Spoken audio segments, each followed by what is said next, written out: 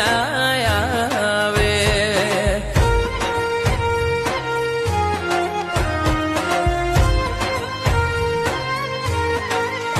આડ હોમી દીધું દીવામાં ખાલી ઘી નથી ભર્યા મન આવડ્યા એવા માળી તન નાડરે કર્યા